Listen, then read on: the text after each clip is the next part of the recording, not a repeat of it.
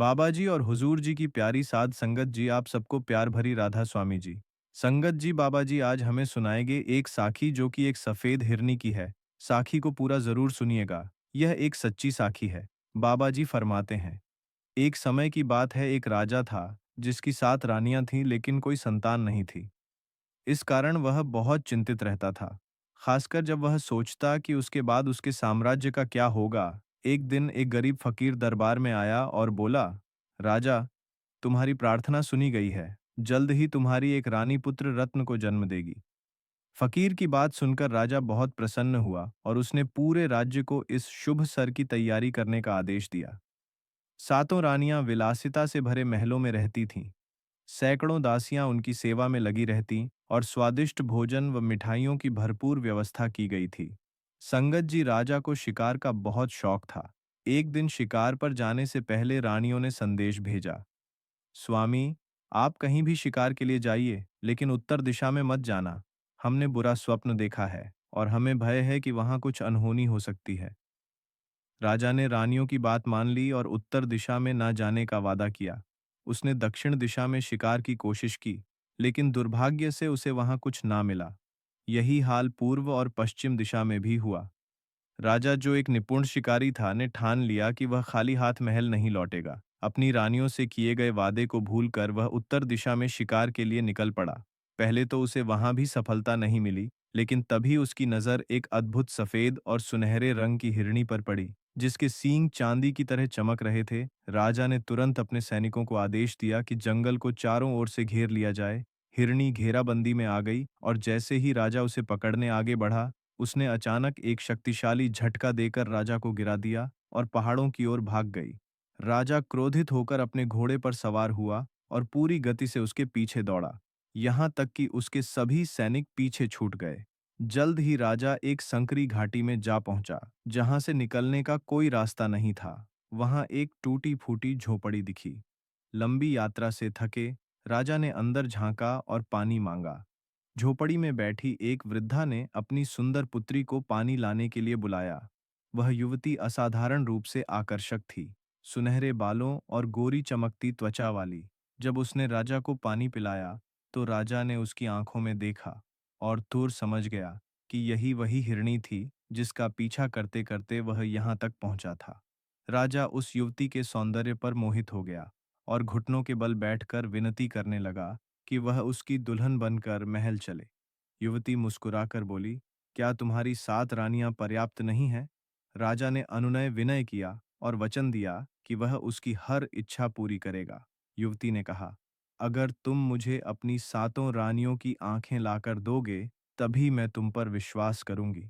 राजा उसके सौंदर्य के जादू में बंधा महल लौट आया और निर्दयता से अपनी 7 रानियों की आंखें निकलवाकर उन्हें तहखाने में कैद कर दिया।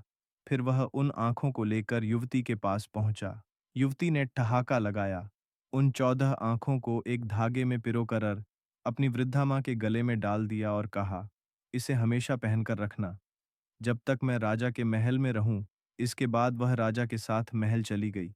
उसकी नई पत्नी बनकर राजा ने उसे अपनी पूर्व रानियों के सभी आभूषण, वस्त्र और दासियां सौंप दी। इस प्रकार उसने वह सब कुछ पा लिया जिसकी उसे कामना थी। अब जल्द ही 7 रानियां, जो लाचार और कैद में थीं, एक नए जीवन के आगमन की साक्षी बनी। सबसे बड़ी रानी ने एक सुंदर बालक को जन्म दिया। दूसरी रानियां पहले तो उससे ईर्ष्या करती थी, परंतु समय के साथ जब लड़के ने अपनी उपयोगिता साबित की, तो वे उसे अपने पुत्र के समान मानने लगी। बालक ने तहखाने की दीवार को धीरे धीरे खरोंच शुरू किया और एक छोटा सा छेद बना लिया। घिसते हुए वह बाहर निकला। कुछ समय बाद लौटा और खाने पीने की चीजें लाकर अपनी माताओं में बांट दी। जैसे जैसे वह बड़ा हुआ, उसने उस छेद को और चौड़ा कर लिया और दिन में कई बार बाहर जाकर अन्य बच्चों के साथ खेलता। गांव के सभी बच्चे उसे छोटू कहकर पुकारते थे, लेकिन कोई नहीं जानता था कि वह वास्तव में मैं कौन है। अपनी हंसी मजाक और कलाबाजियों से वह सबका प्रिय बन गया। लोग उसे बिस्कुट, अनाज या मिठाइयाँ देते, जिन्हें वह तहखाने में ले जाकर अपनी माताओं को खिलाता। सभी को लगा था कि रानियां तहखाने में भूख प्यास से मर चुकी हैं, लेकिन वह लड़का उनकी जीवन रेखा बन गया था। समय बीता और जब वह युवा हो गया तो एक दिन उसने अपना धनुष बाण उठाया और शिकार के लिए निकला। घूमते फिरते महल के पवाड़े पहुंचा। तभी उसकी नज़र सफ़ेद हिरनी नई रानी पर पड़ी, जो कभी अप्रतिम सुंदरता की प्रतीक थी। उसी समय उसने महल के बुर्ज के आसपास उड़ते सफ़ेद कबूतरों में से एक को निशाना बनाकर मार दिया। घायल कबूतर उड़ता हुआ सीधा सफ़ेद रानी की खिड़की के पास आ गिरा। रानी ने खिड़की से बाहर झांका और पहली ही नजर में उस सुंदर युवक को देख लिया जो धनुष बाण था में खड़ा था। अपनी जादुई शक्ति से उसने तुरंत पहचान लिया कि यह लड़का राजा का पुत्र है। ईर्ष्या और क्रोध से जलते हुए उसने उसे नष्ट करने का निर्णय लिया। फौरन अपने सेवकों को भेजकर उस युवक को बुलवाया और कहा, क्या तुम यह कबूतर मुझे बेचो? गा लड़के ने कठोर स्वर में कहा, नहीं, यह कबूतर मेरी 7 अंधी माताओं के लिए है, जो अंधेरे और दुर्गंध से भरी काल कोठरी में बंद है। यदि मैं उन्हें भोजन ना दूं, तो वे मर सकती हैं। धूर्त सफेद रानी क्रोधित होकर चिल्लाई, अरे दुष्ट, क्या तुम अपनी माताओं की आंखें उन्हें वापस नहीं देना चाहोगे? यह कबूतर मुझे सौंप दो और मैं तुम्हें वह स्थान बता दूंगी जहां से तुम उनकी आंखें प्राप्त कर सकते हो। मैं वचन देती हूँ कि मैं तुम्हारी मदद करूंगी। यह सुनकर लड़का अत्यधिक प्रसन्न हो गया और उसने बिना देर किए कबूतर रानी को सौंप दिया। तब रानी ने उसे आदेश दिया कि वह उसकी मां को खोजे, जिसने उन आंखों की माला अपने गले में पहनी है। यदि तुम यह कागज का टुकड़ा उसे दे दोगे तो वह तुम्हें आंखें लौटा देगी। रानी ने झूठ बोलते हुए कहा। लड़के ने कागज को सावधानी से अपने पास रख लिया, यह जाने बिना कि उसमें क्या लिखा है। दरअसल उसमें लिखा था, इस लड़के को तुरंत मार डालो और इसके खून को पानी की तरह पी जाओ। लड़का अभी पढ़ना लिखना नहीं जानता था, इसलिए वह उस संदेश को सीने से लगाकर सफेद रानी की मां की तलाश में निकल पड़ा। यात्रा के दौरान वह एक नगर में पहुंचा जहां सभी लोग बेहद उदास और निराश नजर आ रहे थे। लड़के ने नगरवासियों से पूछा, तुम सब इतने दुखी और उदास क्यों हो?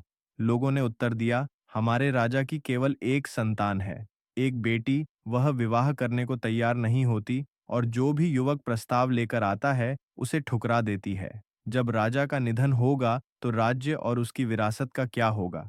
इसी चिंता में हम सब दुखी हैं। राजकुमारी ने शपथ ली है कि वह केवल उसी युवक से विवाह करेगी जिसकी 7 माताएं हों। जब से यह सुना है राजा अत्यधिक परेशान और उदास है। उसने आदेश दिया है कि कोई भी नया आगंतुक नगर में आए तो उसे राजकुमारी के सामने प्रस्तुत किया जाए। लड़का बेचैन था क्योंकि उसे अपनी माताओं की आंखों की तलाश थी, लेकिन नगरवासियों ने उसे जल्दी से राजकुमारी के महल में पहुंचा दिया। संगत जी जब राजकुमारी ने उसे देखा तो लज्जा से शर्माते हुए अपने पिता की ओर मुड़ी और कहा, पिताजी, यही मेरी पसंद है। नगर में पहले कभी ऐसा आनंद उत्सव नहीं हुआ था। लोग प्रसन्नता से झूम उठे, लेकिन लड़के ने कहा, मैं तब तक विवाह नहीं कर सकता जब तक अपनी माताओं की आंखें वापस नहीं लाकर उन्हें दृष्टि ना लौटा दूं।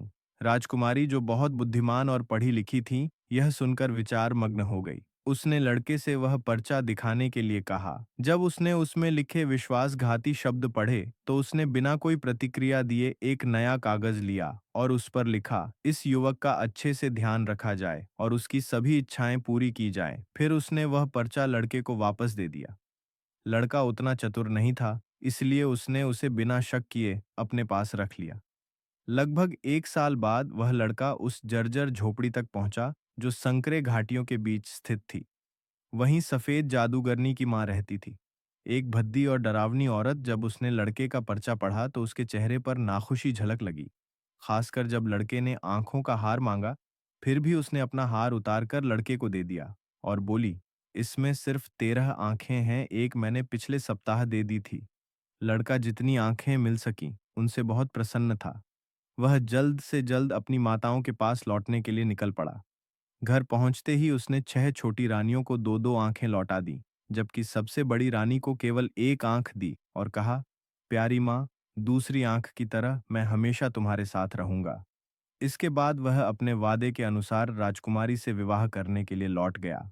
लेकिन संगत जी जब वह सफेद रानी के महल के पास से गुजरा तो उसने फिर से बुर्ज के पास उड़ते हुए कबूतरों को देखा। उसने धनुष उठाया, तीर चलाया और एक कबूतर को मार गिराया। वह कबूतर लहराता हुआ उड़कर सफेद रानी की खिड़की के पास गिरा। जब सफेद रानी ने बाहर देखा तो उसकी आंखें अविश्वास से फैल गईं। उसने आश्चर्यचकित होकर सोचा, ये कैसे संभव है? राजा का बेटा अभी तक जीवित और स्वस्थ है। सफेद रानी ने घृणा और जलन से रोते हुए लड़के को बुलवाया और पूछा कि वह इतनी जल्दी कैसे लौट आया। जब उसे पता चला कि लड़के ने 13 आंखें पाकर 7 अंधी रानियों को लौटा दी हैं, तो वह क्रोध से उबल पड़ी। फिर भी उसने अपनी जलन छुपाते हुए खुशी का नाटक किया और कहा, अगर तुम यह कबूतर भी मुझे दे दो, तो मैं तुम्हें जोगी की वह अद्भुत गाय दिलवा संगीत उंगियड को तुरंत मार डालो और उसके खून को पानी की तरह छिड़क दो।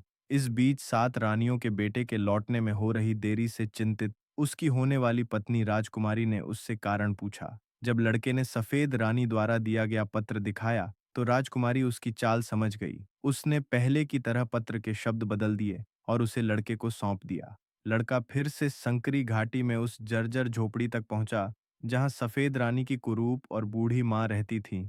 उसे पत्र देकर उसने जोगी की सफेद गाय मांगी। बुढ़िया मना नहीं कर सकी, लेकिन उसने कहा, तुम इसे पाओगे कैसे?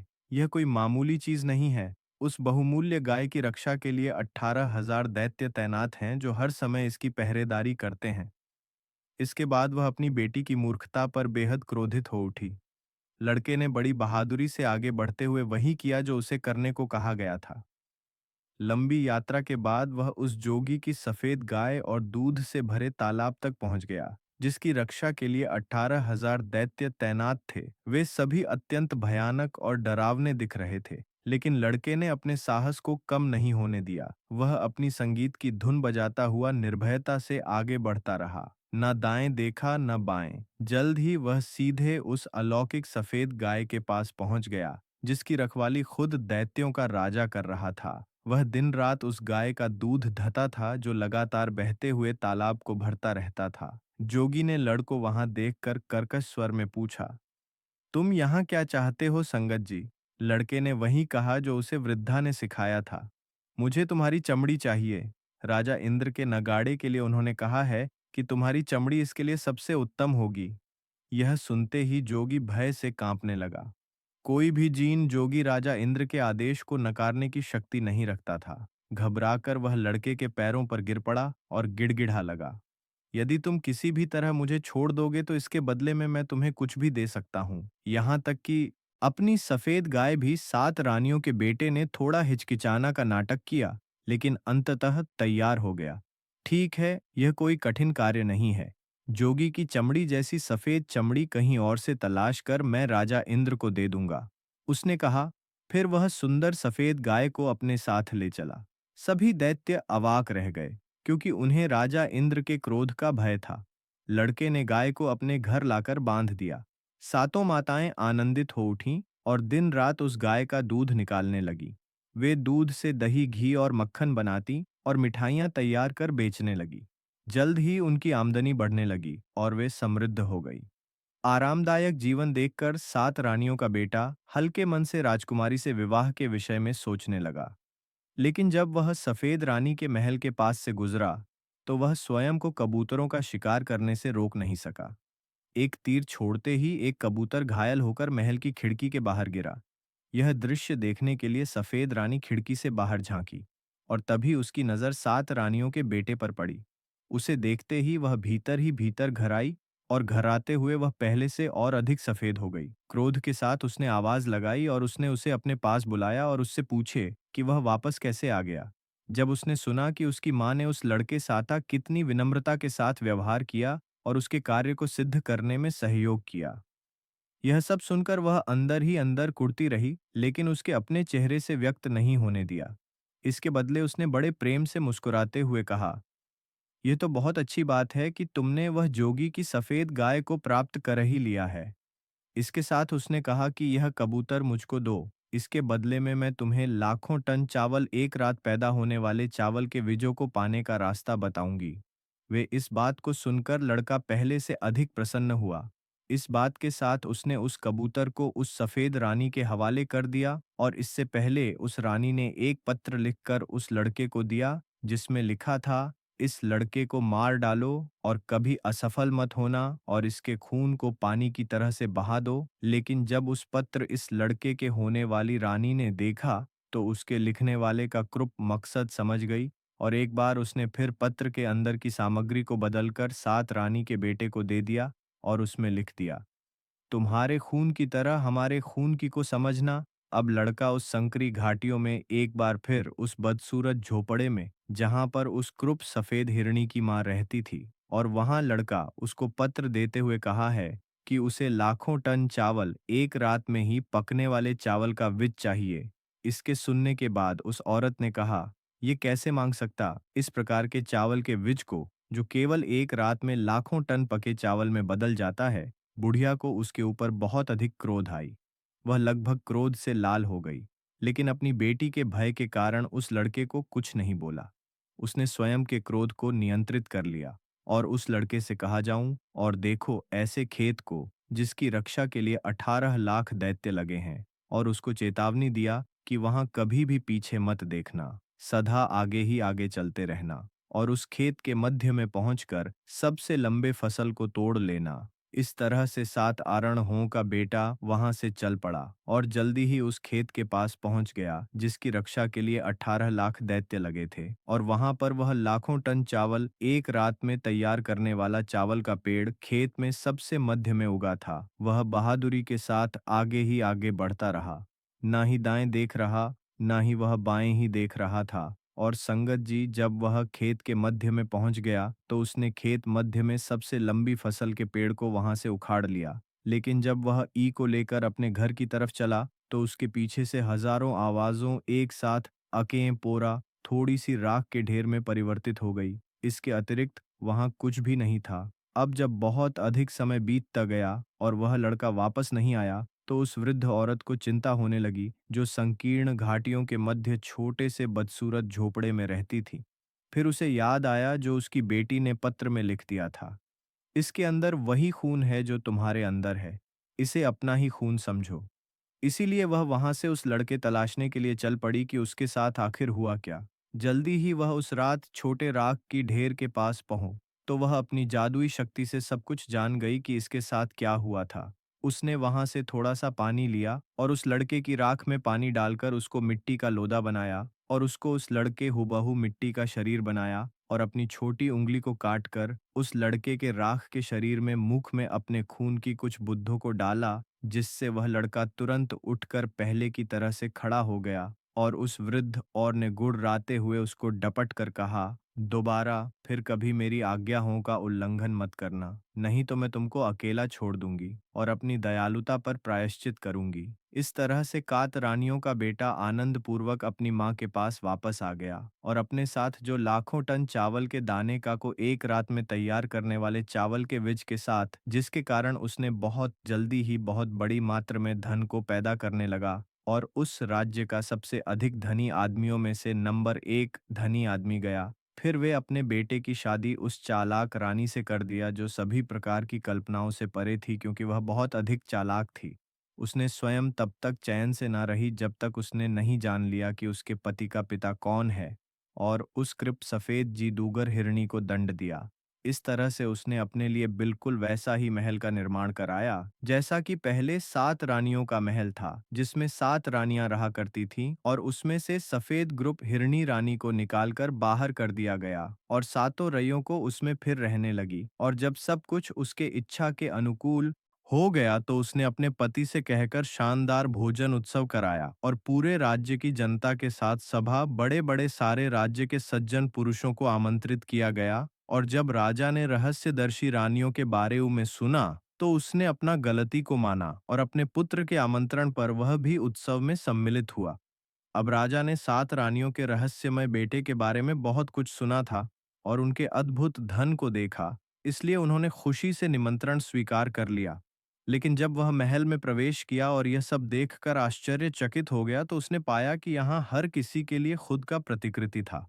और जब उसका मेजबान बड़े पैमाने पर परिधान किया गया, उसे सीधे निजी हॉल में ले जाया गया, जहाँ शाही सिंहासन 7 रानियां में बैठी थी। उसने आखिरी बार उन्हें देखा था।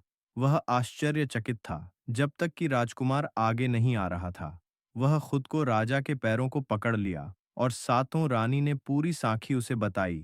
तब राजा कहने लगे, मैं सफेद हिरण जादूगरनी के मोह की जाल में आकर यह सब किया, कृपया करके मुझे माफ कर दो और उस सफेद हिरनी जादूगरनी को मौत के घाट उतार देता हूँ। श्रौर उसे मार दिया और उसकी कब्र पर गठित किया गया। और उसके बाद 7 रानियां अपने शानदार महल में लौट आई और सब लोग खुशी से रहने लगे। तो संगत जी, कैसी लगी आपको यह साखी? हमें कमेंट बॉक्स में बताएं ताकि हम आपको ऐसी ही साखियां और सुना सके। और कमेंट बॉक्स में राधा स्वामी जी भी लिख देना। अगर आप हमारे चैनल पर नए हैं तो हमारे नाम रतन चैनल को लाइक और सब्सक्राइब भी कर दीजिएगा। राधा स्वामी जी।